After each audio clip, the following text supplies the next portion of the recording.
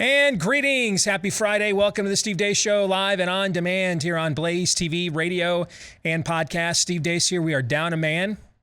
Todd has the day off, but Aaron is here, of course. Otherwise, we couldn't be here. He's more important than me. Let us know what you think about what we think. Steve at stevedeace.com is how you can email the program. That's DEACE. Like us on Facebook.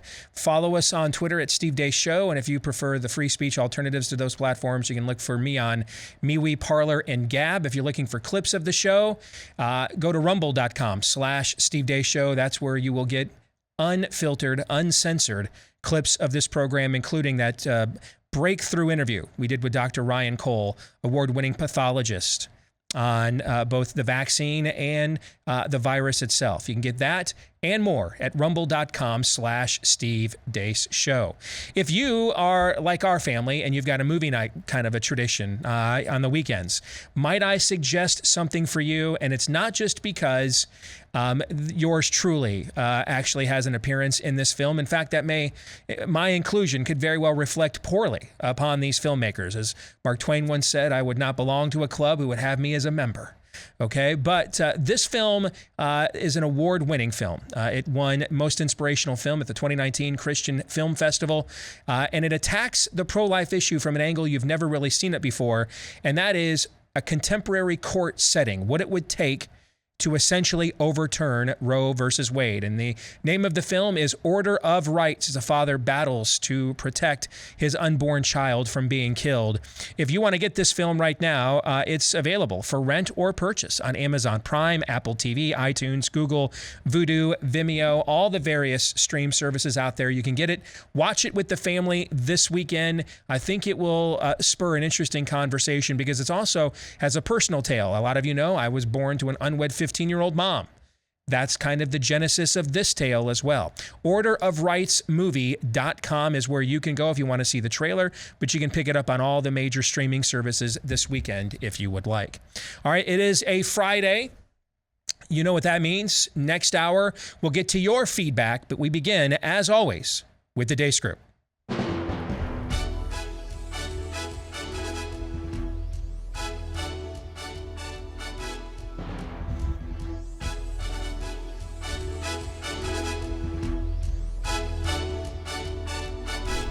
I always love when we have people on here for the first time and they see the logo and the music and realize we just completely ripped the McLaughlin Group off, like down to the format, the branding, everything. And we figured, hey, we're taxpayers. We're subsidizing that show. We get to do that. We do have, for the first time, an old friend of mine as a panelist. Hogan Gidley is here with us. He was the head honcho for the press of the re-elect for Donald Trump's campaign last year. And by now, you know our good friend Rachel Semmel as well. She's a veteran. This is her third time. So she has no excuses for any more poor performances. Good to see both of you. Let's get to issue one. Bleep.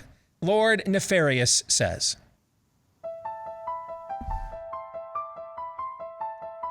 Similar to the situation in the UK, the Delta variant is currently the greatest threat in the US to our attempt to eliminate COVID-19. In the areas where they have large pockets of unvaccinated people, we can surely expect to see surges in cases, in some situations challenging the healthcare capacity of that local area. It's awful hard as well to get Latinx vaccinated as well. Why?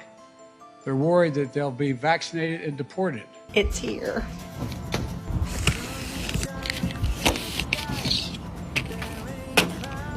It's a Fauci, ouchie, pouchy for my vaccination card. On the issue of critical race theory, etc., I'll obviously have to get much smarter on whatever the theory is. But I do think it's important. And it is important that we train and we understand. And I want to understand white rage, and I'm white, and I want to understand it. So what is it that caused thousands of people to assault this building and try to overturn the Constitution of the United States of America? What caused that? If you want to think you need to have weapons to take on the government, you need F-15s and maybe some nuclear weapons. The root causes of it, the white supremacy, the anti-Semitism, the Islamophobia, all the rest of it that was so evident. I got them $1.9 trillion relief so far. Do you have concerns in 2021? I mean, obviously it's been 4 years. You had remarks on the floor following the deaths of Breonna Taylor and George Floyd saying, hoping to root out systemic racism in the country. Your thoughts on an elite, all-white, wealthy club, again, in this day and age? Should these clubs continue to exist? It's a long tradition in Rhode Island, and there are many of them. And I think we just need to work our way through the issues. Pay them more. Hey, Jess.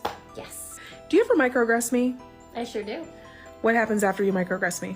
You let me know, and I apologize, and tell you that I will try to do better next time. Be open to feedback. It's how we change the world. I wrote the bill on the environment. Does the president believe that a 15-week-old unborn baby is a human being? Are you asking me if the president supports a woman's right to choose? He does. All critical race theory is saying as a theory of law is that it's not about individual acts of bigotry or bias or racism. It is a systemic and institutional network that must be somehow discerned and dismantled. I would request that my colleague, Senator Cruz, not misstate what I'm saying. And you know what? All this mansplaining, please stop. Thank you. I love the smell of sulfur at noontime. Let's get to it. Hogan, it's time to break your maiden around here. So what was the best of the worst highlighted this week, according to you? There are so many best of the worst. The clips you just played, obviously, the nuclear comment of the president saying he would nuke American citizens over guns. Hands up, don't nuke. I'm sorry. I'm sorry. Exactly right. Yeah. And by the way, remember, there was an uncorroborated story that Donald Trump talked about nuking a hurricane, which has been studied since the 60s, and the media ran with that. But Joe Biden can talk about nuking American citizens, and no one says a word about it. I think that's okay. And of course, the Sheldon Whitehouse excuse for joining a white or being a member of a white country club now for a very long time. Yes, the long tradition / many of them excuse to be a part of a all-white club was odd. The General Milley, who I worked with in the past, that other clip was really good too. He said he wasn't woke, and he was offended by the concept of wokeness in the military, and then went on to use phrases like white rage, which made no sense whatsoever. For me, though, I do think the best of the worst for this week is happening right now, and that's Kamala Harris at the southern border. You didn't play a clip of that yet. Maybe Joe Biden can whisper about it to us all later in some type of weird ASMR podcast or interview. But for her to go 750 miles away from where the real problem is, equidistant from Chicago to New York, and try and tell us she has solutions, when in fact her first trip to Guatemala, Honduras, et cetera, was about finding out the root causes, which is a long-term issue, and finding a solution that is long-term. Now she's finally addressing the crisis by going somewhere that has problems, but it isn't even close to the epicenter of the drugs and the human trafficking and the child smuggling pouring across our southern border at record numbers like we've never seen before. And for her to have her head in the sand and to go that far west in Texas, and for the media to give her a pass, to me, is probably the best of the worst this week.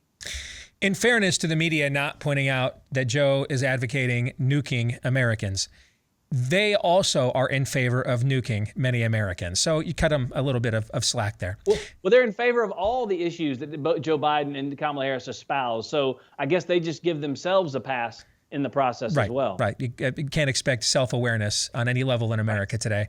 Rachel, your ex, which the best of the worst, according to you? It didn't make the clip machine, but what really burnt my cookies this week was the dad that was arrested at the Loudoun County school board meeting just a couple days ago. And I think that was another whole level of, once you heard the story and you realized he was just standing up and wanting to use the building until 7 when they had it reserved to talk about what his kids were learning, and the fact that he was handcuffed and it was all caught on video, and there really wasn't an excuse or a reason for it. I think that was the best of the worst, because that escalated, in my mind, the critical race theory fight this past week. But my runner-up would be that gun press conference that you played, the nuking part.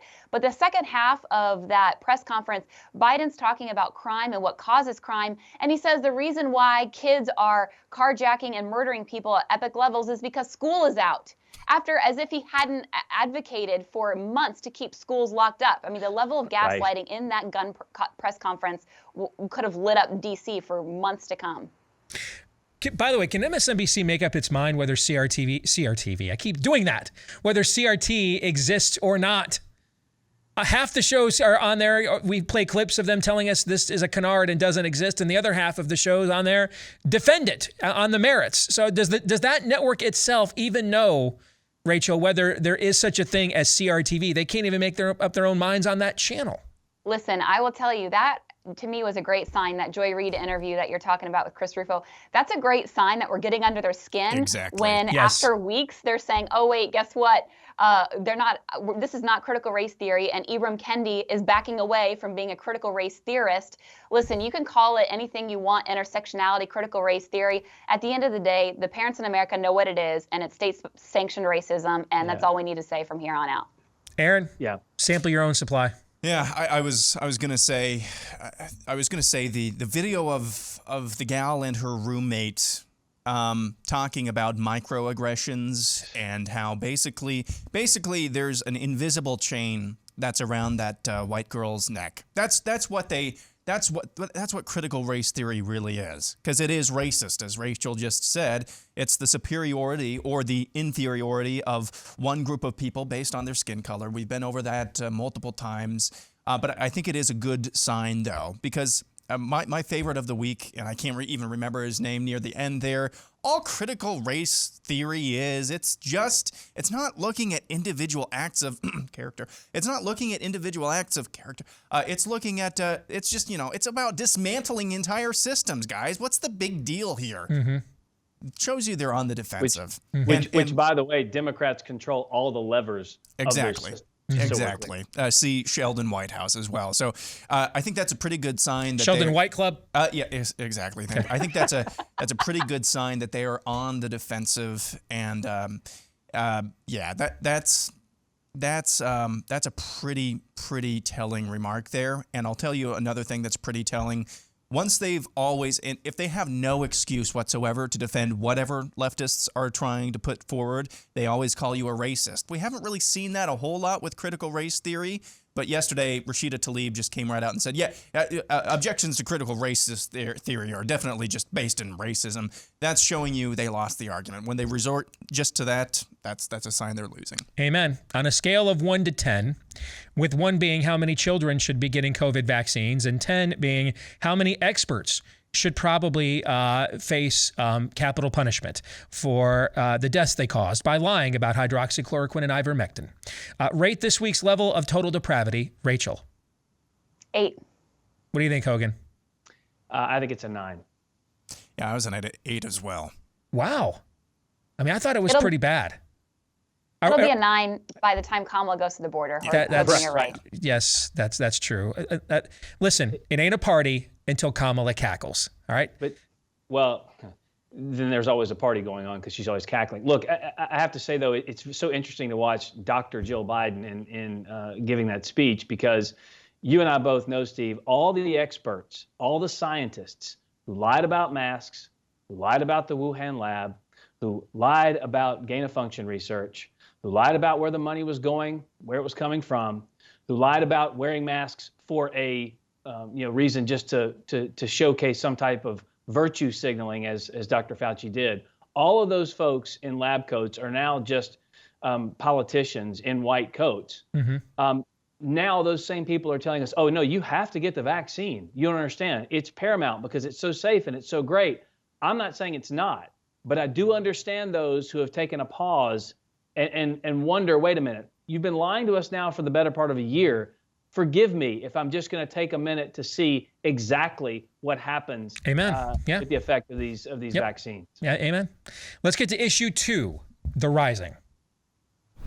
All across the country, episodes of defiance are happening with increasing frequency, most notably when it comes to schools and what they're teaching. One epicenter of this movement seems to be Loudoun County, Virginia, where this week the school board there closed the public comments section at a meeting after a raucous speech by a state senator called the cops and had multiple people arrested. In New Jersey, this parent laid down the law to his school board over their hiring of a literal communist. This is constitutional case law in this country, and I'm quoting you from the U.S. Supreme Court. The judges wrote that this nation is founded on the, quote, profound national commitment to the principle that debate on public issues shall be uninhibited, robust, and wide open, and that it may well include vehement, caustic, and sometimes unpleasantly sharp attacks on government and public officials. That's constitutional case law in this nation.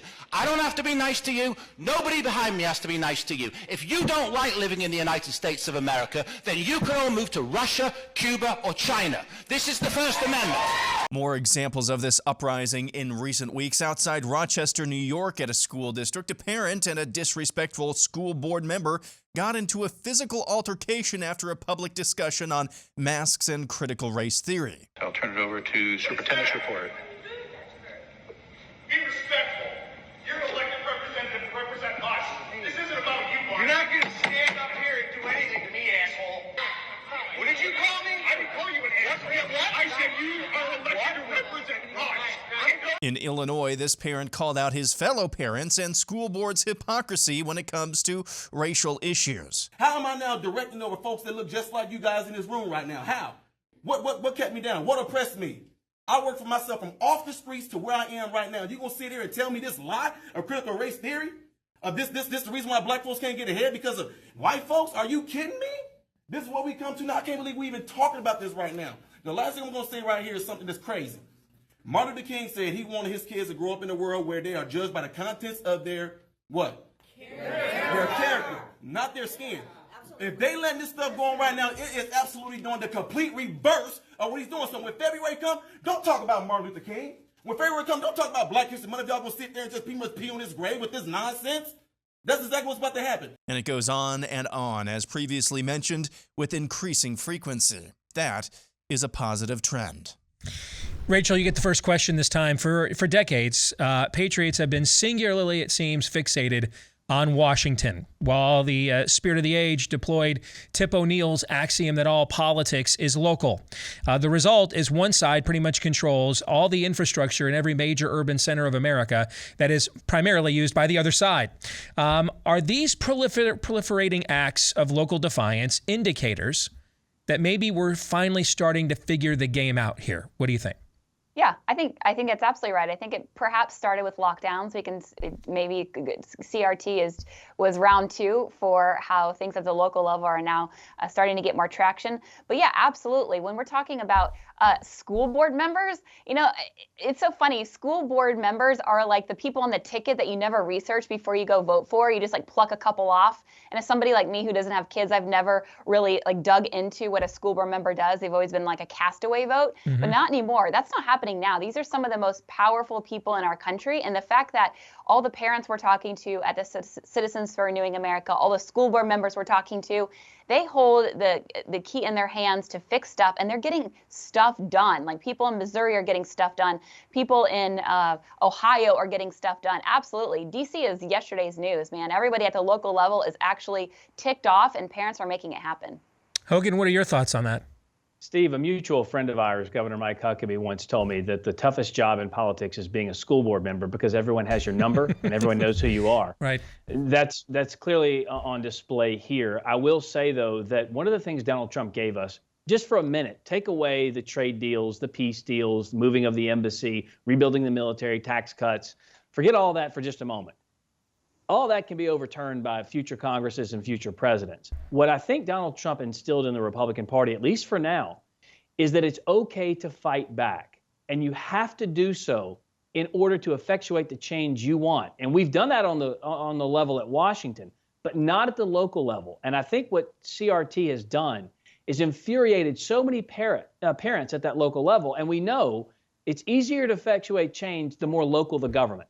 And so these parents are taking matters into their own hands, standing up for the future of their own children, who, by the way, are already a year behind in so many ways because of the lockdowns. And that, I think, will, over time, be proven to be one of the most disgusting things we've ever done to our people, especially our children. These people are so furious, and they have every right to be, That fight back that I think Donald Trump kind of led the way on is allowing our parents to say, look, you can call me whatever you want to. I know why I'm here, and it's to protect the future of our children. You're seeing it all over the place in these school boards, and I think it's one of the best things to happen to this country in a long time. See, I actually agree with a lot of that, because the cynic in me says, well, this is the same pattern we've seen before. It's the pattern we saw after 1992 when Democrats got total control and then tried Hillary Care and then tried the Brady Bill, and it was called the Contract with America. And then we did it again in the Obama years, and it was called the Tea Party. And then inevitably we send a bunch of people to Washington, to Congress in response to this as a rebuke, and 80% or more of them ended up getting assimilated into District 1, never to really be heard from again. And we had some angst, and then nothing really substantively changes. The reason why I think the point you're making, Hogan, about critical racist theory is vital is because this really isn't, for those of us that grew up in the 90s and were on university campuses at the dawn of political correctness, this is really a rehashing of go back and watch pop culture references in the early and mid 90s. And a lot of them are it wasn't wokeness back then. We didn't have social media to, make Jason Williams, give him a chance to look like an idiot, congratulating the Celtics on their first non-white head coach when it's their sixth one. And they were the first team to ever have a black coach named Bill Russell like 70 years ago. All right. But a lot of the language and the ideology behind it, this is just repackaged.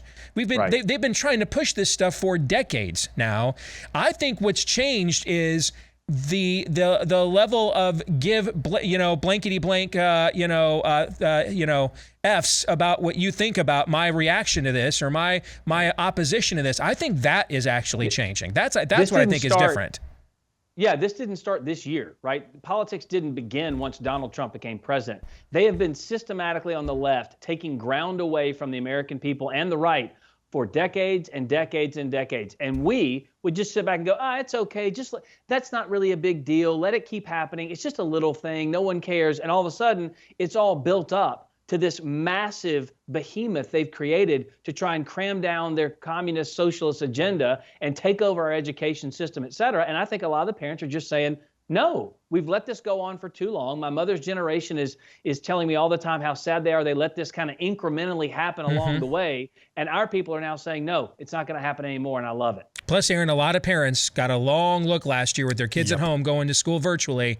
It was in their face what was going on. It wasn't down the street or on the other side of town. And that made it a lot harder to ignore what was being plunged into their kids' skulls. This is why I think this movement is different from one that I, recollect. I was 15, 16, 17 years old when the Tea Party movement kind of hit its stride back in the Obama years and back in the early days there. This is why I think this is different. Because what I recall, and I could be wrong, so correct me, you were paying it probably closer attention than I was as a teenager, but what I recall is a lot of people in meetings with congressmen and women and senators who would go back to Washington, D.C., so not necessarily local too much. A lot of meetings with those would get into shouting matches, yeah, rah, rah, rah, and then nothing would actually ultimately happen. We would oust them, as you mentioned, and then they'd go to Washington and nothing would happen.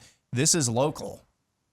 As Hogan just said, these are people getting in faces of their neighbors, of the people that they know, are on a first-name basis with. That, I don't know about you, if you know that you're going to walk out in public and there's a pretty good chance that something you did pisses off somebody you see at the grocery store, what are you going to be less likely to do? You're going to be less likely to do what you were doing to piss that person off. So I think that's a really, really good sign. What it can't do is be hijacked by grifters like I think the Tea Party movement was and say, all right, this is great. Let's take this national. Let's take it to Washington. Nope. Keep it local. In other words, if at Aunt Jemima is racist on Twitter, does something or says something or does something and I attack them, there's really, as you're pointing out, Aaron, there's no personal collateral damage for confronting them. But if it's Ned who owns the hardware store down the street where I buy all my lawn supplies every fall, and he's the guy on the school board, and I'm getting in his grill, by all means, that is going to have reverberations in the communities where we live. Absolutely. I mean, we have this tendency, we've talked about this before, we have tendency to look at people as if they are constructs. No, they're still human beings, and it still doesn't really feel great to be on the butt end of angst and anger and fury of parents that you are charged with teaching their kids and deciding what they learn in school. They're still human beings. That effect is still, I think, in place. Rachel, how do we sustain this? Well, I'll tell you, to the point of, Aaron, where people are actually doing stuff on the local level, I'll say that's absolutely the case. We're actually, every day, we get calls from parents who are saying, how do we FOIA our curriculum to make sure that our people at our school board meeting aren't lying to us? So we don't necessarily have it in our district, but how do we stop it? So I obviously was around on the Hill during the Tea Party movement, Obamacare. This does feel different because it's not just standing up, having opinions, having rallies, showing up at the Capitol for kumbaya venting sessions. This is like we are FOIA-ing these people. And so there just does seem to be a little bit more tooth here. But to your point of like, how do we keep this going? There was an article yesterday in Politico that said Republicans are trying to make this the issue that encapsulates 2022 and 2024, and Washington House Republicans are finally catching on. Well, A, that's great. They're finally not listening to Frank Luntz and doing what their people are telling them to do. But B, that's when you know that you've actually done stuff at the local level to make sure that Politico then now says— Now you've penetrated their bubble. They can't ignore you any longer, right? Yes, exactly. Yeah. Exactly. So to your point, I think this feels different, and it's a good feeling. Let's get to the exit question, because we got about 3.5 minutes, and I want to give each of you a chance to give a thoughtful answer here. Earlier this week on our show, our colleague here at Blaze Media, Daniel Horowitz, said Washington, in his opinion, is so far gone that he'd take every pure red state being governed by a DeSantis type of a governor with a Biden type in the White House over a DeSantis type as president with squishes for red state governors. And he said it was without question, wouldn't even think about that, he'd make that deal. Do you agree or disagree? Why or why not? Hogan, you get to go first. I wouldn't disagree, but I'd like to have a DeSantis type in the White House and a DeSantis type running our states too, because you've seen his ability to govern. I will say on the national stage, knowing a little bit about DeSantis, what's interesting is when you see most people who are statewide office holders, whether they be senators or governors, running for president, as you know, Steve, and I love Rick Perry, but you can oops yourself off of that stage in a heartbeat. You bet you can, yeah. Because it's a completely different ball game you're playing. DeSantis is different than most statewide office holders in this country because he took the exact opposite position of Washington, D.C.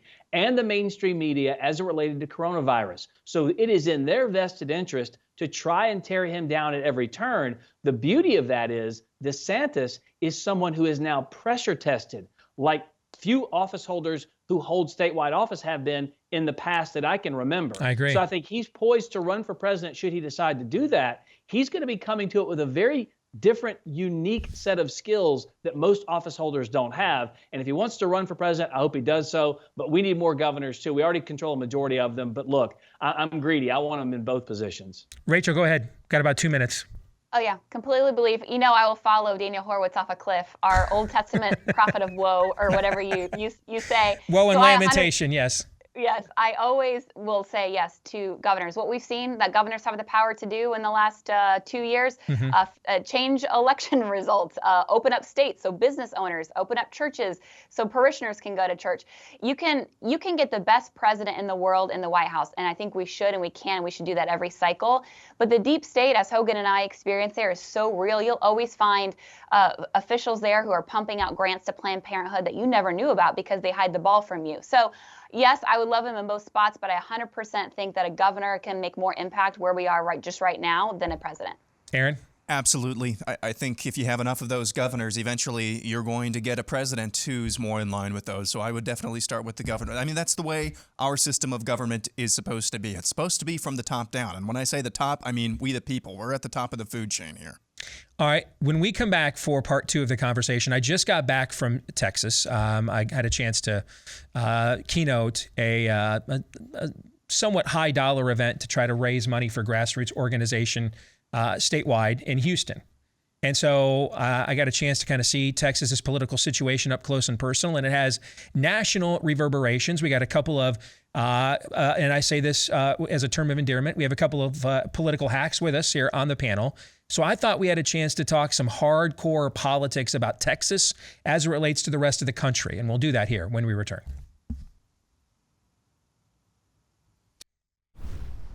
We were just discussing the battles being waged in school boards across America. A welcome sight, long overdue. The best time to have done something about this was yesterday or 10 years ago, but you can't do anything about that now. You can right now. And so it's good to see more and more Americans rising up to do that. And then you may end up finding out, though, that the best option for you is just to keep them away from that environment, your children, altogether. and so you're looking for alternatives, check out our friends at Freedom Project Academy. Built on Judeo-Christian values with a classical curriculum. What's that mean? It means your kid will be taught like the people that founded and defended and passed on the country were taught. Mastery of subject matter, not indoctrination and propaganda. How to think, so critical thinking, not what to think. My own son, Noah, took Freedom Project Academy for a couple of years before enrolling at Des Moines Christian. So I've seen how it works, and it works well up close and personal. I know Dr. Duke Pesta and the team that started and maintains this school. I know them personally. So if you want to get more information, it's free just to get a packet and find out if it's a good fit for you at freedomforschool.com. Again, visit the website, freedomforschool.com. One more time, that's freedomforschool.com. Let's continue on with our weekly look at the week that was, talking with Rachel Semmel from the Center for Renewing America, my old friend Hogan Gidley, former press chief for Trump's re-election campaign last year. Let's get to issue 3. Are we going to turn our red Texas blue? Turning Texas blue. For many decades, it seemed like the prospect was the Democrat Party's white whale. But now, after Senator Ted Cruz barely clung to his Senate seat in 2018 and the Republican governor faces what's sure to be a grueling primary challenge, that prospect has possibly never been less far-fetched. A new Quinnipiac poll of Texas finds the state split on whether Greg Abbott deserves to be reelected as governor. 46% say they do, while 48% say no. The same poll finds former Senate candidate Beto O'Rourke in trouble. 52% of Texans say they don't want to see him run, to 41% saying they do. One name getting a little attention is favored son and celebrity Matthew McConaughey, whose political affiliation is unclear. 41% of Texans say they'd like to see him run, while 47% say they would not. So as someone who monitors and tracks these things closely, Quinnipiac ain't the greatest pollster at the moment, okay? But what they attempt to quantify, you can see play out experientially and anecdotally if you've been following Texas politics. Abbott looks like he's going to face multiple primary challenges, including his former state party chairman, Alan West, who will step in with very high name ID. And of course, any of us that have been involved in primaries across the country, as I have been on numerous occasions, name ID is the very first hurdle for any form of an incumbent challenger to clear. A guy like Alan West would do that. Aaron mentioned Beto almost beating Ted Cruz. A lot of us poo-pooed those polls throughout 2018, and then it ended up being within the margin for error, about a 3-point win for Ted in his reelect. And then, of course, now we've got Matthew McConaughey, one of the few A-list major American Hollywood stars that the average American actually likes and actually isn't appalled by or disgusted by the average American at the same time. So, given the fact if you turn Texas blue, and along with New York and California, that's 71% of the Electoral College votes necessary to win on a national level, how concerned should people in our audiences like this one be concerned about Texas going blue in either the 2022 or 2024 elections? Hogan, I'll start with you.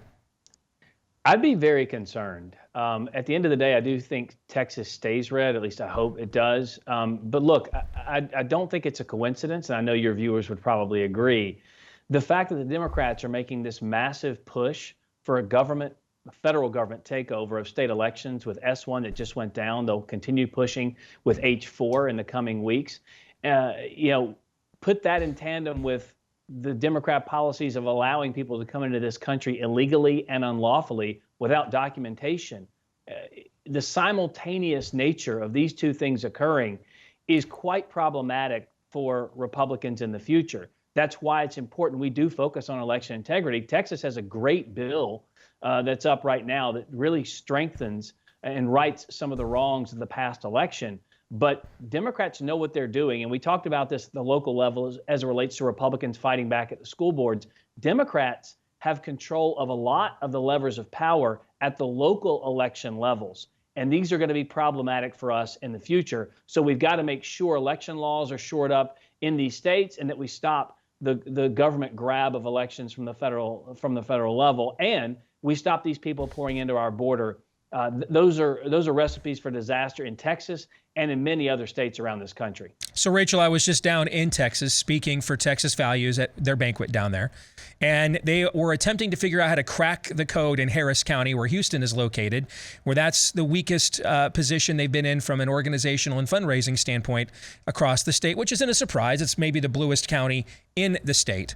But one of the arguments I've made about this last election and its result is that if what went on in these half dozen counties that with these shenanigans were part of a systemic and yet historic urban pushback against the president, who at the same time was getting more non-white votes than any Republican had gotten in 60 years, then I would actually argue that Biden should have won by more. That this should have happened in every Fulton County and every major state. It should have happened in Harris County, Texas. It should have happened if it was not specifically corrupt, but systemically unique urban pushback to the president labeled a racist and xenophobe for the last 4 years. Then Biden should have done this everywhere. This should have happened in St. Louis, should have won Missouri. This should have happened everywhere there's a major urban center with similar demographics. This sort of result should have occurred. Why wouldn't the Democrats in Harris County just sit there and say, dude, why don't we just Fulton and Wayne County this sucker in 2024? What are we doing here? Yeah, or remember in Florida, Brenda Snipes, who found a bunch of ballots under her bed. I think that was in the DeSantis race. Yes. Yeah, absolutely. I mean, do I think that there has been a lot of voter fraud and there will be a lot of voter fraud? I will always think that. And yes, I absolutely do. But I want to get to your point about why the voter should be disenfranchised with Governor Abbott. I mean, where there is a lack of vision, the people perish and or they vote for rom-com stars. That's just in the Bible somewhere. And Republicans have had the majorities in the House and in the Senate in Texas since 2003, as well as the governorship. You know what just happened 3 months ago? They finally did a pain-capable abortion bill. Mm-hmm. Abbott didn't stop. In fact, it failed. The gender modification bill, Abbott was silent on that. The issues of our time, the Republicans, Abbott specifically, has failed to lead. In an oil state, he's been playing leftist games with renewables and fossil fuels. It's everybody should have their hair on fire with how he locked down the state and how he is absolutely just messing over a lot of conservatives. And I don't know if this is the last point I'll make on this, so I stop venting, but I don't know if this is coincidence, but a new poll came out today that said the top 5 most patriotic states in America, Texas was not on the top 5 list. So I don't know. Maybe it's the people from California moving in. Maybe it's people that are so frustrated with GOP leadership that has failed them at every turn. I don't know, but there's a real problem there. And I think Republicans need to figure out how to make sure that the state doesn't flip. Aaron, remember we had the border surge when Trump first took over. A lot of people trying to get in underneath the potential construction of the wall, right? Mm-hmm. And remember the day that we just live on the air went through Greg Abbott's Twitter feed to see how often he was talking about what was going on in the border of his state. And we went back like a week and a half and couldn't find a single discussion point about the border crisis in a state, the one that went on in the early Trump years. What are your thoughts on this? So I agree with Rachel. I think there is an element of what's going on in Texas right now that is uniquely Greg Abbott. I mean, he is he is probably the most milquetoast, one of the most milquetoast Republican governors in the country. And I'm saying up there with like Mike DeWine. It's just that he still has a little bit of that Texas twang. He's still fine with guns and things like, but he's one of those most milquetoast governors. And so I do think people need to be concerned about Texas turning blue. We see this. We've seen this a couple of times. And you pointed out some of those examples where it got real close, especially that one with Beto O'Rourke and Ted Cruz. But I will point out a little bit of hope for Texans. I think it's Hidalgo, Starr County. There's one other country as well. Overwhelmingly Hispanic, over 90% Hispanic populations in those counties in Texas. They went reliably for the Democrat presidential candidate, and we're talking about presidential politics here.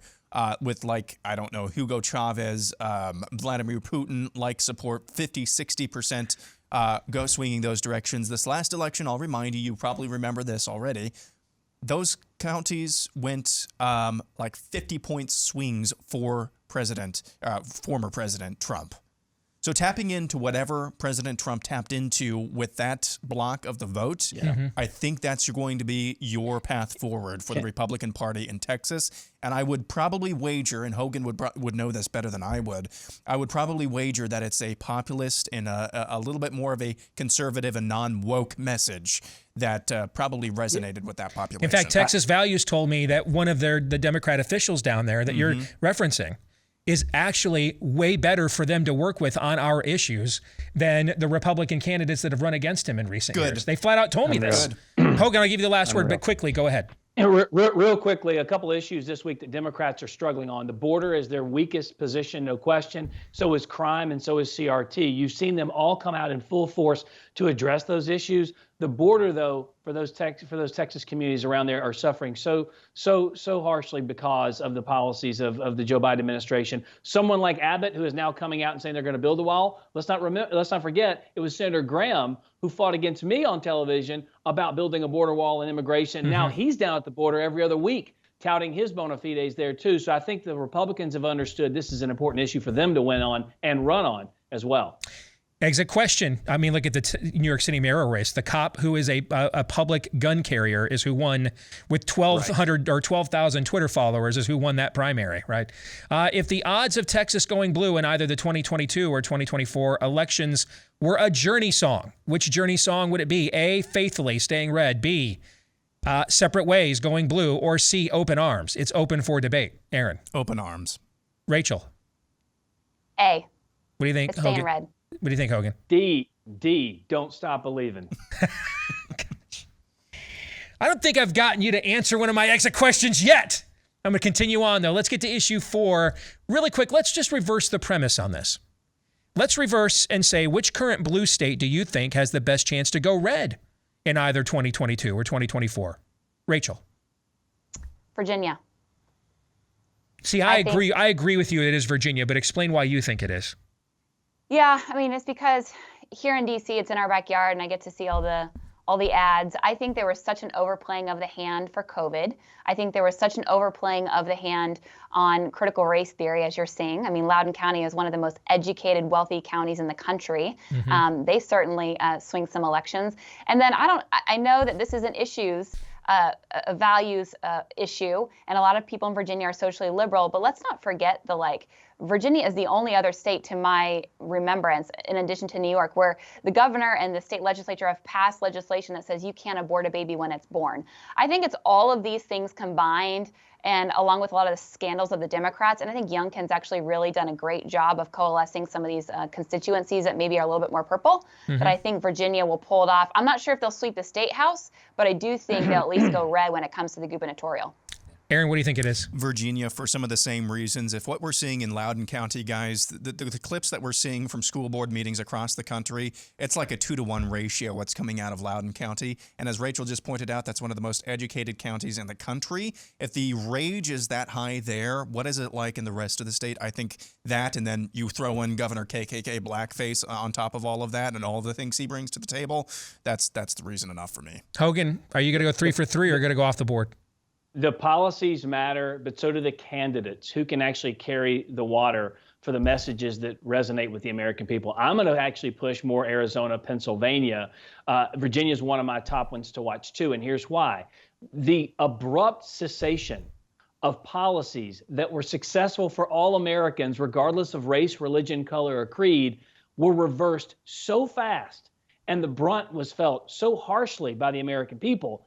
I think they're going to reject the policies of these Democrats nationally, and I do think locally with governors as well, because they want those successes back. You used to could afford gas, now you can't. That's a major issue. Yeah, I think you're right on about Russia pipeline good, America pipeline bad. Right. That hurts people in Pennsylvania. I'm with you 100% on Pennsylvania. First of all, it's the first state to put on the ballot rejecting a governor's shutdown, lockdown orders, and it won. Right. And then you throw in all the election shenanigans that went on there too. I think Pennsylvania is also a good call. All right, we've got about 2 minutes for everybody to get their predictions in. Aaron, go. Within the next 60 days, one of these 3 areas will reenact a blanket mask mandate: New York City, Michigan, or Washington State, due to the Delta variant. Rachel? Within another 3 weeks, another civil servant career official will also be canned at CBP because Kamala is not going to cut it at the border today. Hogan. Having read very good material on the subject, what I think is going to happen is that Dr. Fauci will be fired by Joe Biden at some point, and they will blame the entire coronavirus issue and all the deaths on Donald Trump for keeping Dr. Fauci, even though the media and Joe Biden said you had to, and he was the only one who knew anything about this virus, and the media is going to say, yep, it's all Donald Trump's fault, per usual. At some point, they need a narrative to get out from underneath this. At some point, they have to throw him under a bus. I agree with you on that. My prediction is that big tech is eventually going to be broken up Ma Bell style like previous monopolies, and then regulated as public utilities state by state. But the result is going to end up being completely different standards of censorship and access depending on what type of state that you live in, meaning the content you will see if you live in a state governed like, well, right now Iowa is a fairly red state, or compared to what you might see if you live in Oregon or Washington, for example. I think that we could see this really balkanize even on an access to online information level once that occurs, is what I think you're going to say. So Rachel and Hogan, thank you both for joining us. You guys did a great job. And yes, it takes two people to replace Todd. So thanks both of you for stepping in. It was good to see you both. Good to see you, Hogan. Take care. Thanks so much. God bless. You bet. Aaron, you have a quick thought on that prediction, by the way? The idea on a state by state, literally, could I get BlazeTV? I might not get it in New York, but but I get it in South Carolina. Well, this is kind of akin to what happened when Ma Bell was broken up. Instead of one national monopoly, if I understand my history correctly, instead of one national monopoly, it was however many local monopolies. And so monopolies sometimes at the local level, sometimes they just have to naturally exist. But it's better to have some competition amongst those instead of one voice ruling with an iron fist. We'll come back for hour 2. It'll be Feedback Friday. Your turn. We will respond to your responses to us next.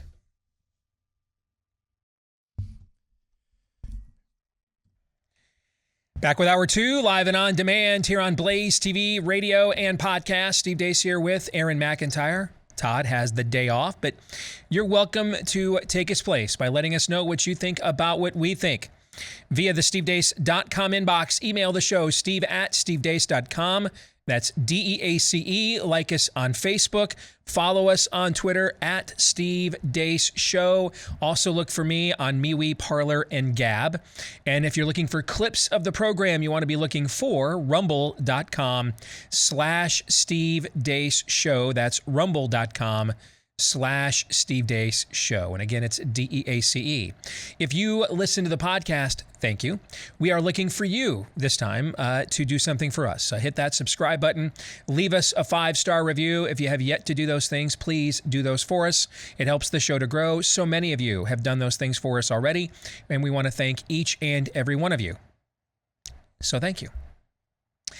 We've been talking on the show quite a bit over the last couple of years about Rough Greens. It's the supplement for your puppy, because a lot of our puppies' foods also have been stripped bare of the vitamins, minerals, nutrients, etc., that our human food has been for the same reasons: mass consumption, mass distribution, a long shelf life. That's why we spend so much money every year, billions with a B, buying supplements. Well, now there's one for your pet. You just take this powder, you sprinkle it into the food your pet loves, and now all the good stuff that was probably stripped out is already now back in. Now, you may be wondering, though, will my pet like this? Because it does have a taste. Our dog Cap loves it. But if you're not sure if your dog will, here's how to find out. We'll just give you that first 14-day Jumpstart bag for free. You only pay for the shipping, but the bag is for free when you go to roughgreens.com, RUFF, for roughgreens.com, or just give them a call at 833-ROUGH-DOG. That's 833-ROUGH-DOG. Let us begin with some Feedback Friday. We're going to start with a couple of notes that are a little longer than we would typically share. And you guys know how I'm always, I hate to go all Bill O'Reilly back in the day on you, like I need pithy notes. Mm-hmm. And it's just because we're getting so many of them now, But if I'm selecting these two to be shared on the air, I think it's because I think these are testimonies and stories that are worthwhile for our audience to hear. I want to start with this one. She writes, I've been struggling with the events of that we've been going through recently. My husband and I listen to you guys every day. I'm a mother, grandmother, wife, patriot. I love serving my community. I started my career in the fire department and EMS. As I grew older and realized how much of my family life I was missing out on while working 24-hour shifts, I chose to leave. I was heartbroken because I knew it was a true calling for me that I signed up for, but my family, they were the ones suffering. So with a heavy heart, I searched for a normal job so I could be with my family. This took another couple of years for me to find my career. 3 years ago, I applied to be a medical assistant in one of the largest private-owned medical offices in our area. I received a call. They wanted to interview me. I knew I had it in the bag. I went in with confidence. The interview was great. I didn't even make it home, and they called me and offered me the job. I'm overqualified for it, but that's okay. The benefits were great. No weekends, no late nights, no holidays. I was excited, so I took it. I was a medical assistant to one doctor. Every provider in our office has their own. Most have been there 5+ years. The doctor I serve is a good man. He loves his patients. He's a man of God. I enjoyed working by his side every day until COVID. I was forced to follow the ridiculous, unproven COVID protocols and mask requirements. I always thought I could get through this. It's a phase. It's another flu. We'll go back to normal eventually. Normal never came. Our office was a great place to work. No one ever left. We were like a family. I loved this job so much that when my husband wanted to move, that was the one thing I could not give up. I loved it there. Vaccines roll out and we are offered them first. Some of us got them and some didn't. I chose to take my chances, although I did encourage patients that are at high risk to talk to their doctor about the pros and the cons. I stayed professional. I'm not a science experiment. And I did not receive the vaccine. I watched a coworker that said they would not get it and told them if they did, they could take off the mask. So most everyone got vaccinated, and guess what? They still had to wear the mask. I stopped wearing mine at work most of the time. I never wear one outside of work. Then recently I received an email that I have that said, hey, I've got to take this vaccine. I'm not a sissy. I didn't cry usually unless I get angry. So I sat there and stared at my computer screen and I could feel the heat coming off my face. I got a huge knot in my throat. What is this? We all have to walk around and identify our personal medical decisions on our chest? Isn't this what they did to the Jews? I thought to myself, no way is this office going to let human resources pull this crap off. I got up to see what people were saying about it. Nothing. They were saying nothing. They were proudly taking their pins. Those of us not vaccinated, we were to be shamed. We don't come into the building without a mask on, not one mask, but two. This broke my heart. I knew immediately what I had to do. I clocked out and went to my desk and quietly gathered my personal belongings. I then sent an email to our practice manager and told her that I will not be part of this segregation. That is exactly what it is. No one has a right to know my medical information. I will not allow myself to be identified by my choice for my body. I told her that I was resigning and it was to be effective immediately. I closed my laptop and walked out. I do not believe in suing over every little thing. I thought on my way home, no way would I do that. I have so many friends there. I'm connected with the doctor I work for. We're friends. I'm best friends with my supervisor. Do you know how many phone calls and texts, though? Listen to this. Do you know how many phone calls and texts I received from that place after this came out I had resigned? All these people that I thought were my friends? 0. That was hurtful to me for the first few days, but today I feel proud. I stood for what is right. I just realized that those I thought my friends weren't. They were nothing but sheep. I don't know if you'll get this. I feel I should do more to expose this type of behavior and stop this nonsense. Any advice or guidance is welcomed. That is from LaDonna. LaDonna, first of all, I think you ought to be giving a lot of us some advice, because the amount of courage of conviction that you have demonstrated here and discernment exceeds the grasp of many of us, which is why people like you were being put in the position that you're in.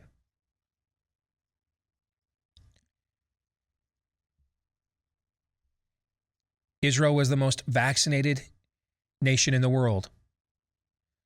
About half of its citizens have been fully vaccinated with the Pfizer vaccine. They're reinstituting mask mandates they're putting off reopening the country to tourists because of a rise in infections with the Delta variant. And by the way, the rise is pitiful. It's not even a number to be concerned about.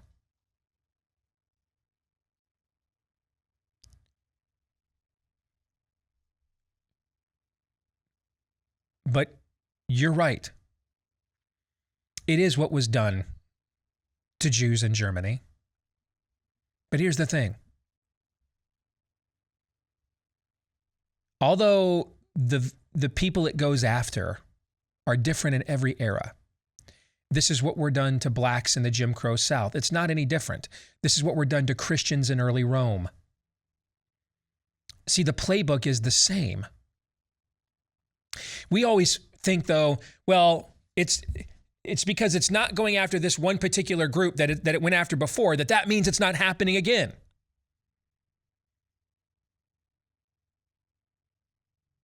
It's not about which group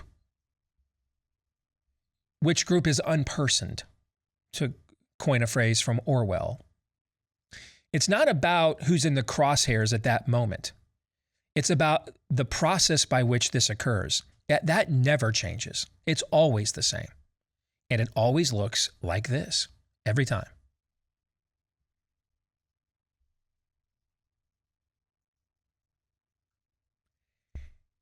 There's only two ways to make this stop, I'm afraid.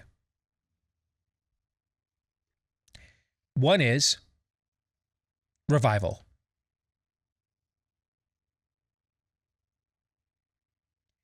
The other is those inflicting the coercive power of the spirit of the age upon us need to feel as if it is more painful to continue to do that than it is to not do so. So I would urge you, LaDonna, to contact people over at We the Patriots USA.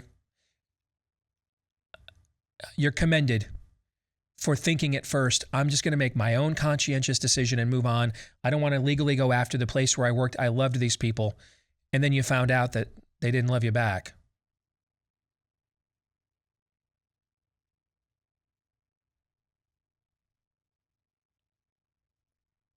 They tried to take something from you that they're not entitled to. Your dignity. There needs to be pain for that. That's the only way this goes away.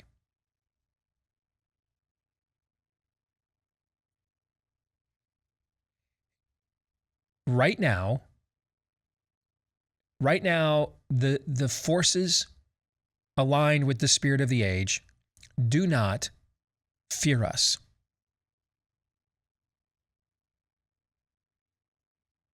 They don't fear God, so I don't know why we'd be shocked to learn that they don't fear us. Until that calculus changes, I don't think much else will. Now, in your anger, do not sin, but let it drive you righteously, indignantly, to correct an injustice and to send a message. You don't get to do this to me. We have laws. We have rights, we have protections, and I will use them to their fullest.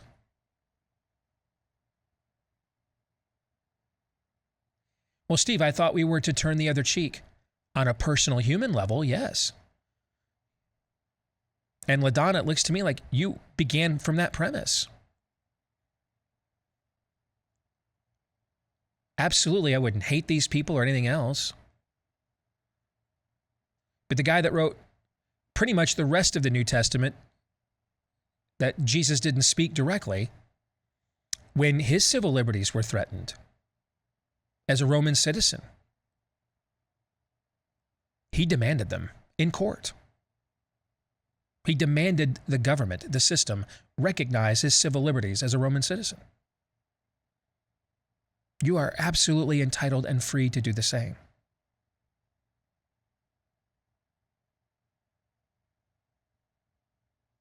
Turn the other cheek does not mean there's no justice. It does not mean there's no restitution.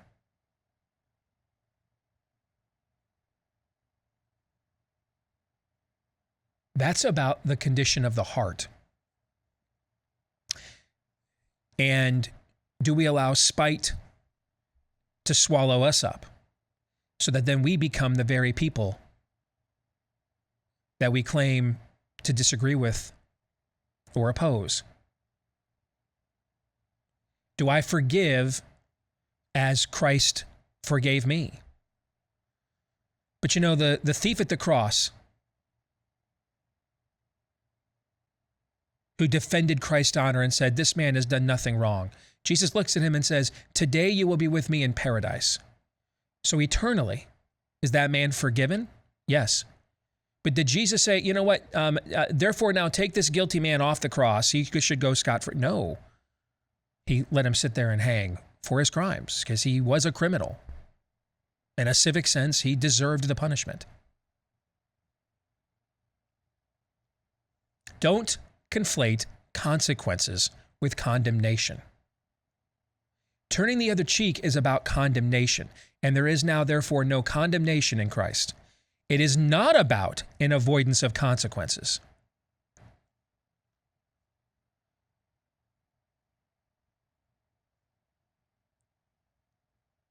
The neighbor's dog comes into your garden chasing after an animal and wrecks it.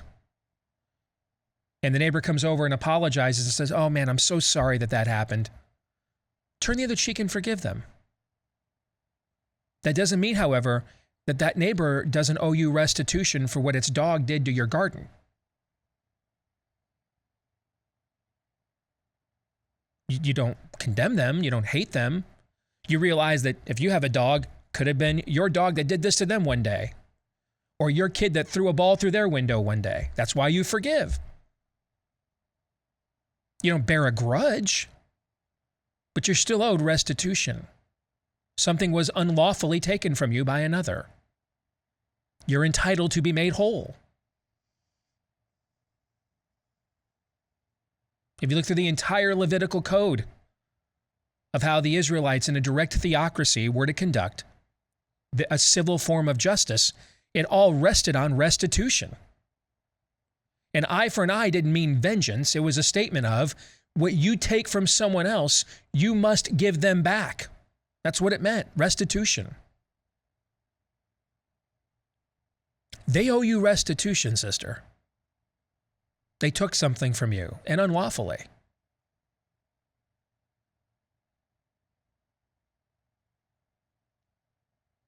Don't hate them. Don't despise them. Don't let the anger and bile swallow you whole, so you end up then becoming something that the people you care about don't want to be around any longer. Don't do that. Let that go.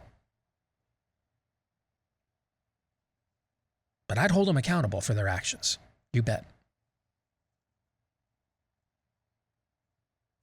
I don't know if they can help you or not, but wethepatriotsusa.org, that's the one site I know where they're actually trying to help people like you. I'd look them up, see if they can help you. And anybody else with a similar tale to tell, same thing. Just adding this in here, 450 to 1, that was, or 400 to 450 to 1, that was the ratio of Midianites to Gideon's men when Gideon's men had been pared down from 32,000 or thereabouts to 300. It's about 167 to 1. The number of employees at Houston Methodist this week to those who stayed and took full vaccination. I like those odds. I like those odds even better. That's not to say that those 300 men of Gideon were just so special that they were able to accomplish this great feat, or that the special way that they did it, if you remember that story, was just so special. It was just, no, it was God's providence. It was God's providence and his will that allowed them that incredible, incredible victory with so few, seemingly few men. What God is concerned about is obedience, not numbers. That's hard, especially every day, and hopefully I'm not reinforcing that. I could probably do a better job of that in the montage. Hopefully hopefully we don't get so down on there's so many of these Midianites around here. How in the world are we ever? Nope. Just faithfulness and obedience. When we're doing that, we're in the center of God's will at any point. That doesn't mean that God's providence is going to be turning America around, but it is in His providence for you if you choose to obey. So good on you, sister. Hey, I'm wearing a shirt. Can you get a camera angle on this? Can I move my mic so you can see here? Okay. This symbol, I've worn this before. It's been a while. Okay. This is the symbol that ISIS would paint on the doors of Christians in Syria and other places where it took land, Iraq, who refused to convert.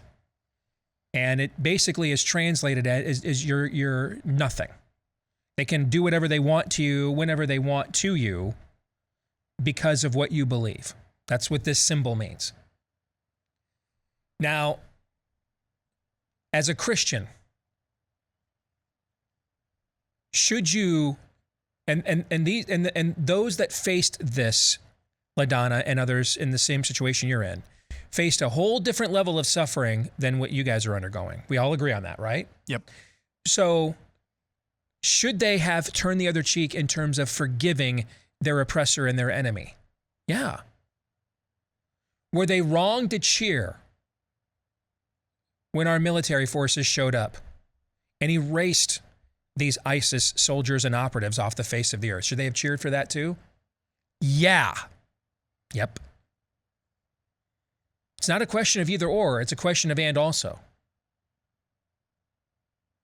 Is God transcendent or immanent? Yes. Is God merciful or holy? Yes. Does God demand justice or offer grace? Yes. Because who knows, maybe the forgiveness you show your oppressor might cause them to repent before the cavalry arrives, and it's too late for them then, because their appointment with their maker for their judgment has now been scheduled. So it's not a question of either or, it's a question of and also. We are every right within our rights to hold those who commit acts of injustice accountable for them. We are upholding the character of God every bit as much when we do that as we do when we forgive those who persecute us. Let's go to this one next. Mike says, I went to a college in the beautiful Blue Ridge Mountains of North Carolina. My senior year, I met my future wife.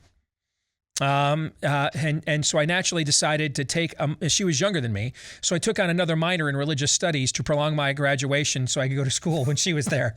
And you know what? It paid off. She's now my wife. She was an atheist when I met her, but no longer, so praise Jesus. One of the courses I took in this minor was Western Religious Studies. This involved examining the religions of Islam, Judaism, and Christianity. Upon the first day of class, I was initially thrilled to learn our professor on campus was a Baptist minister. But the first red flag came in the middle of the semester when he made zero acknowledgments or mentions of horrible things that are mentioned in the Quran, but he spent plenty of time harping on the Crusades and Christianity's history and many other things like this. Yeah, that's more than a red flag, brother.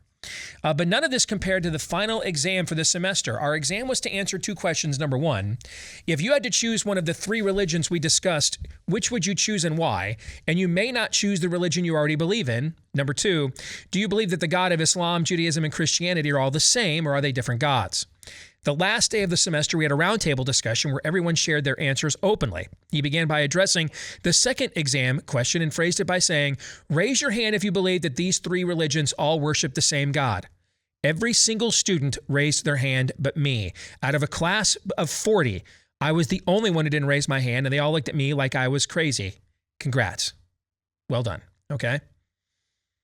I said that in the Bible, they are not the same God. Jesus makes very specific claims about who he is and what he came to do that contradict what is mentioned, for example, in the Quran. To make matters worse, a student asked the professor, who again is a Baptist preacher for the campus, to answer the same question. He stated that he did believe they were all the same God, to which I offered somewhat involuntarily, then what's the point of even preaching Christianity every Sunday? Needless to say, I got a 0 on this exam. But mainly because I answered the first question of the exam by stating I would never believe in any other God but Jesus Christ, and asking me to consider any other religion is insane. Steve, I remember how much this experience infuriated me. I could not believe this man had failed these students so miserably. They were all left believing a lie that may truly damn them to hell. Worst of all, one of my best friends was in that class with me. So I'd love to know what would have been you guys' reaction if you had been in my shoes. So Aaron, you've been in a college classroom more recently than me by an order of magnitude, the phrase we learned last year, right? I'm going to let you answer this one.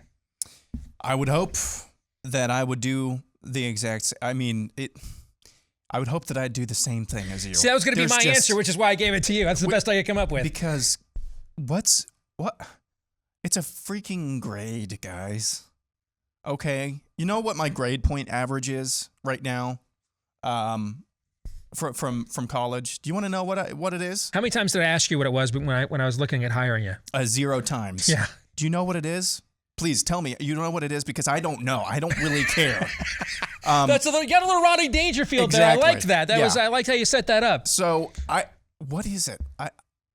If they're going to completely fail you on the class, if your professor is that's not teaching, that's not learning, that's indoctrination. And there are actions that you can take. So yeah, fight on that. I would hope that I would do the same thing. Just a grade. That's a good answer. That's the best answer I could come up with. Because I kind of thought, brother, you handled that pretty good, actually. Michelle in Idaho Falls writes, why am I excluded from playing in the NBA as a female? A man can identify and join me in the WNBA, or for that matter, in any level of women's athletics or in the bathroom, as a matter of fact. So why does age matter? We all know our identifiers are all that matter, not biology, merit, or ability.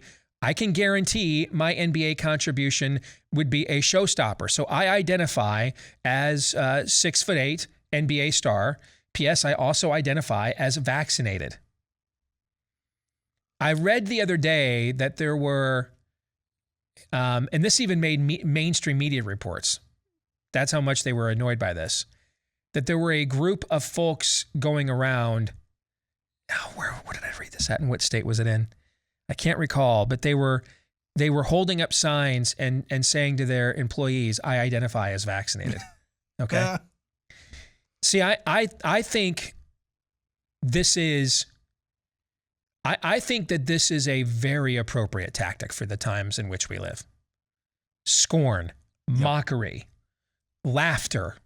I think it's, this will be the second or third time this week I've invoked the classic of cinema, Star Trek II, The Wrath of Khan. All right.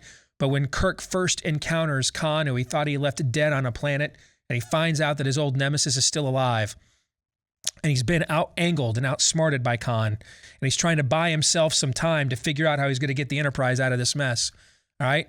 And one of the things he says to him is, I am laughing at the superior intellect. I love that. Laugh, mock, because this is all dumb. When your children come to you and say, I think I'm a frog, do you sit down and argue taxonomy with them? Well, have you considered that which phylum, the amphibians? No, you don't. You dismiss it. Okay? That's just silly, honey. Okay? That level of dismissiveness, Aaron, I believe is called for in this era. Absolutely. Absolutely. One of the, I don't know if Todd was here, if he could tell me what category of sin pride is, but it is at the end of the day, it is kind of the root or the impetus of every other sin that man commits.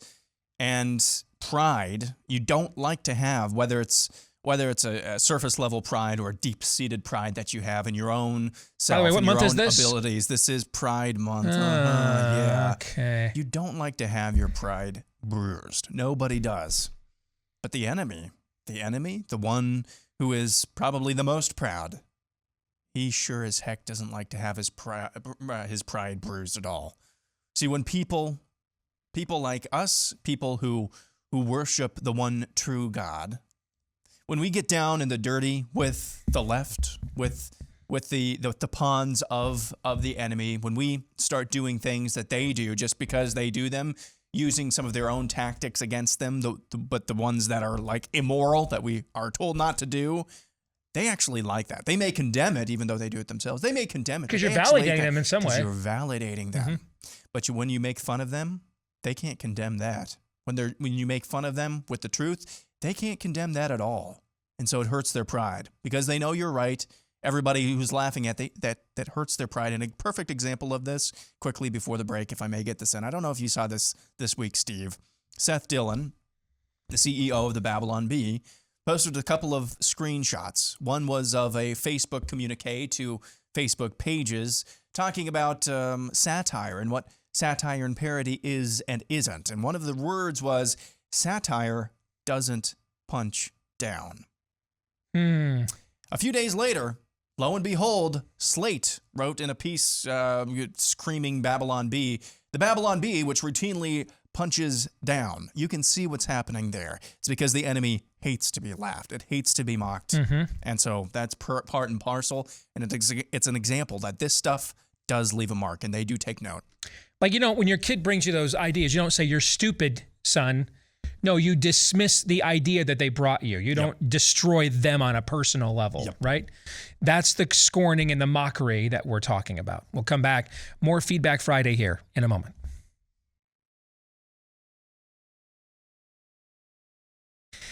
Man, Built Bar did it again. When they put out those specialty flavors, by the way, make sure. That's why you want to go to Built.com, get on the list, put in your email. When they have sales, they have specialty flavors. One-day sales like they just did a few days ago with banana nut bread. I just had one of those banana nut bread Built Bars during the last break. And they even get the texture of it right. Like it tastes as if there's little pieces of banana nut bread inside this protein bar. It's the best protein bar you have ever had. It's more nutritious than any candy bar you've ever tried, and it tastes better than a lot of the candy bars on the market as well. Trust me, I think y'all know I've tried a few candy bars in my time. All right, this thing can hang. And by the way, though, it's also good for you. 17 to 18 grams of protein per bar. 8 is the most you'll ever see. 8 grams of sugar or 8 grams of net carbs in any bar. Most of them have 5 or less. All covered in real chocolate. All absolutely delicious. You've got to check it out right now. Built.com is where you want to go. BUILT. Built.com. Use my last name, promo code DEACE. DEACE to get 15% off. Promo code DEACE at Built.com. You will thank me later, I promise you.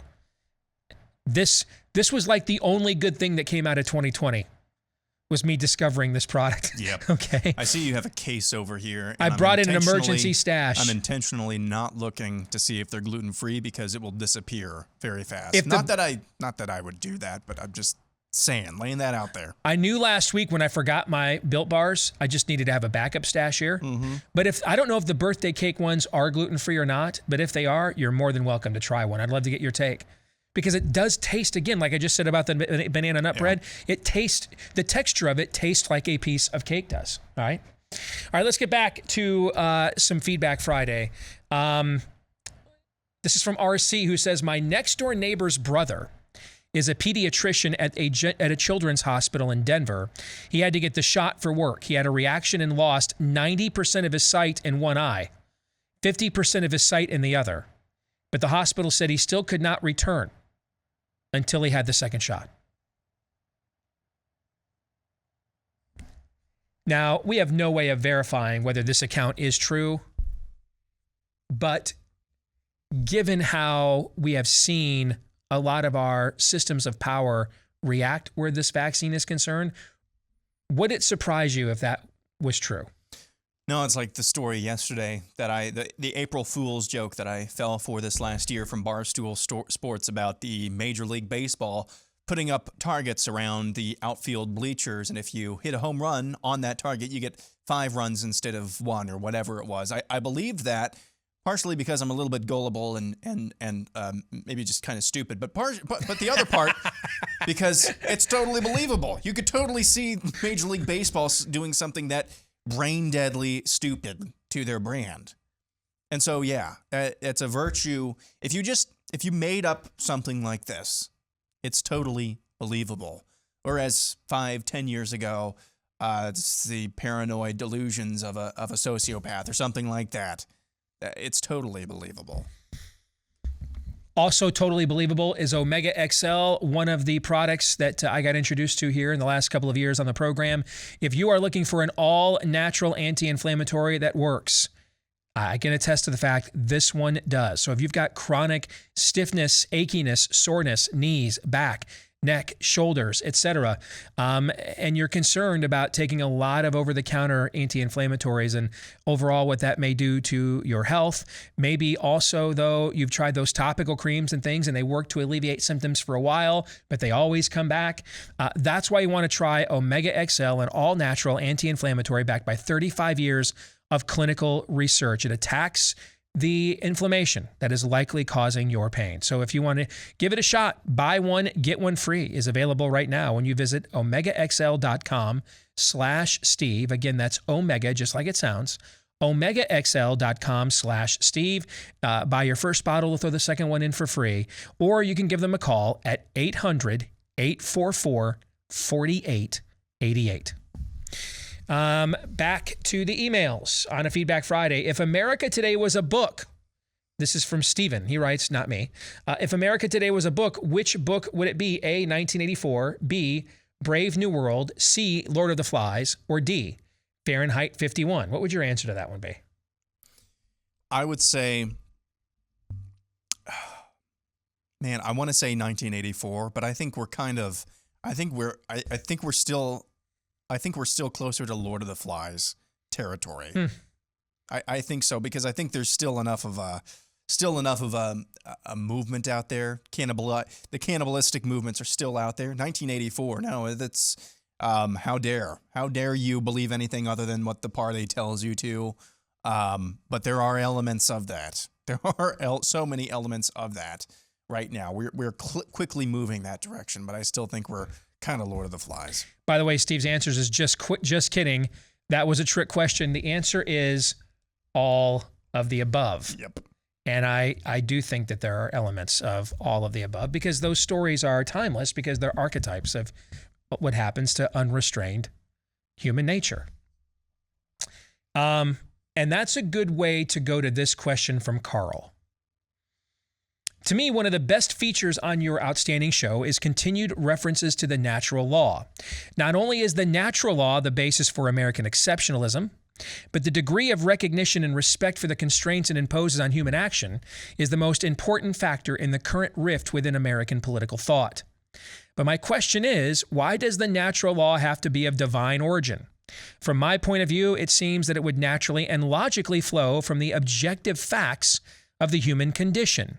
Indeed, it is not the case that intellectual conflicts between Christianity and other worldviews, or within Christianity itself, of particular interest these days, given the insane pronouncements of the current Pope, for example, but they can only be satisfactorily argued about and peacefully resolved within a universal naturalistic framework. I fail to see what the insistence on the divine source for the natural law brings to the table. On the other hand, I can see at least a couple of disadvantages, especially in considering younger generations who tend to be more suspicious of freedom, of religion in general, and of Christianity in particular. Well, let's start with two things first, okay? Number one, great question, Carl. Number one, we accept things on the basis of whether or not they are true, not on the basis of whether or not they are acceptable, sellable, inoffensive. So the argument that it would be smart to remove a divine origin for the natural law because it would reach a generation that is religiously suspicious, I'm going to reject that on its premise. Because I would actually say that if it is of a divine origin, and if indeed even religiously suspicious people were made in his image, then no one is unreachable then. Nothing exceeds the grasp of the sovereignty of God. Nothing does. There was a very underrated Christian movie made about 20 years ago called Time Changer. It's really obscure. If you can find it, go get it. The guy who was the captain in Love Boat is one of the lead actors in the film. Barney Miller, the guy who played him, is in it. Paul Rodriguez, the comedian from the 80s, is in it. And the premise of the story is it takes place in the late 19th century on a small town seminary. And a young seminarian has just written a book making your case, Carl, that we should divorce the idea that this comes from God from teaching the natural law or basic morality, because it would reach a wider audience. And the seminary refuses to support the book because it's a seminary and they don't want to support a book that says we can take God out of something. That would tend to contradict its message. And one of the seminarians, this is the late 19th century, we already have 10% of our marriages ending in a divorce. We can't afford any more societal collapse. Well, it turns out one of the elders at the seminary, his father was an H.G. Wells junkie and figured out how to build a time machine. And he makes the deal that he will sell the seminary on endorsing this book if the young seminarian will jump into the time machine 100 years into the future to see what the consequences are from removing God from his place of authority within American culture. And I won't give any more of it away from there, but the movie is actually very well done. I would highly recommend it.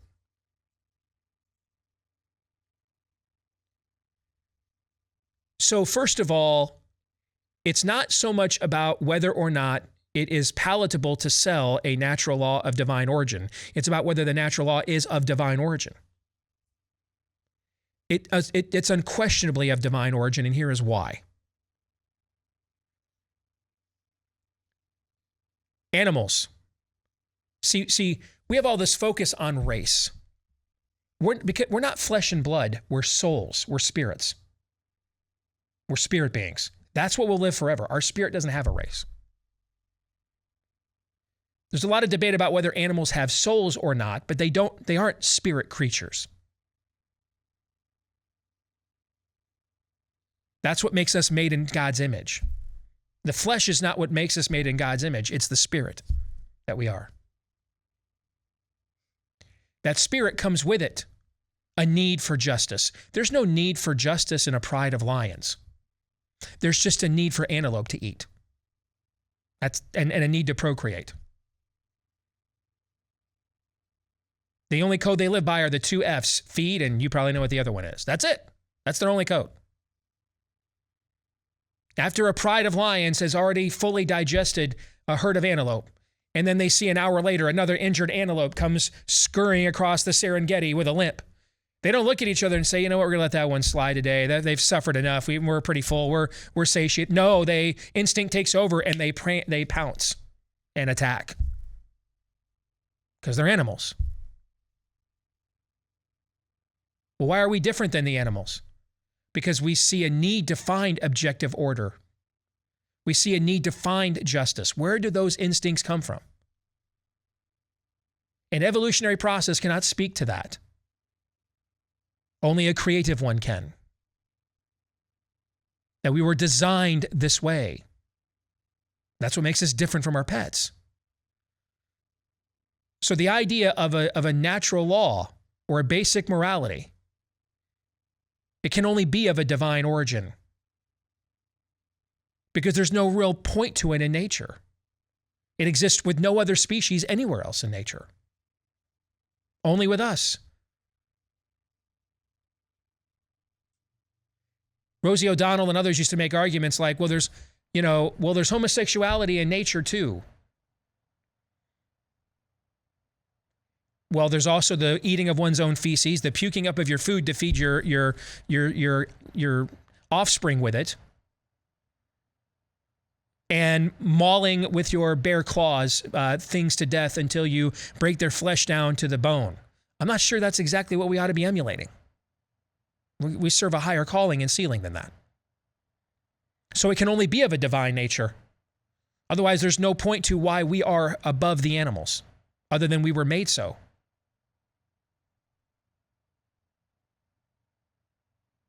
Then there's the question of accountability. Ultimately, something has to be, or someone has to be in charge down here. Who am I accountable to? Why would I be accountable to you? So, can you uphold the natural law? No. Perfectly? No. You make mistakes, you sin? Well, then why would I listen to you? You're a hypocrite. Why do you get to impose your morality on me? So it can only be of a divine origin, because that's the only explanation for why our species is different than every other species on this planet. And then secondly, it must be from a divine origin. Otherwise, there's no one to enforce it. We're left to enforce it on one another. Except none of us is righteous enough to have the integrity or the standing to enforce it on another. We're all guilty of exactly what we're going to enforce on everybody else.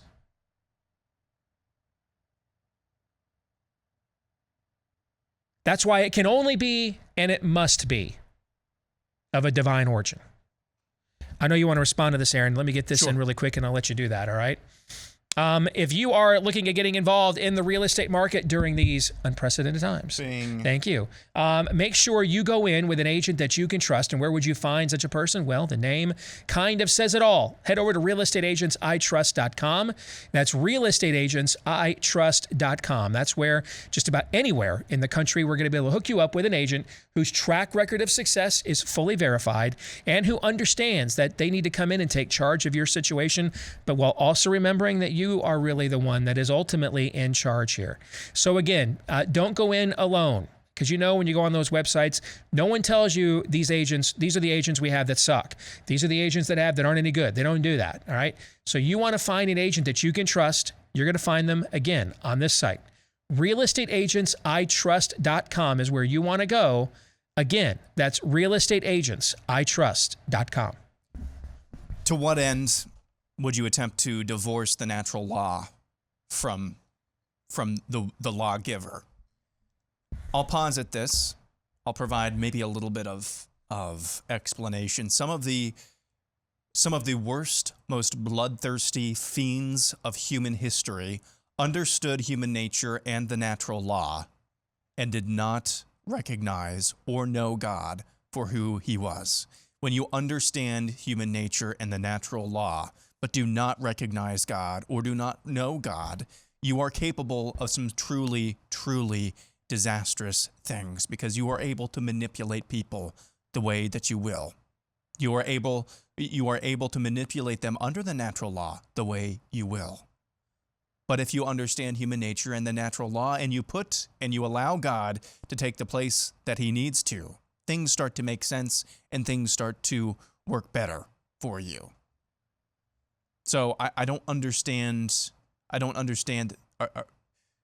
Eventually, if the goal is to reach a broader audience, hoping that they will accept natural law without divine origin, so that they will then come back around to understanding the divine origin, why not just cut out the middleman?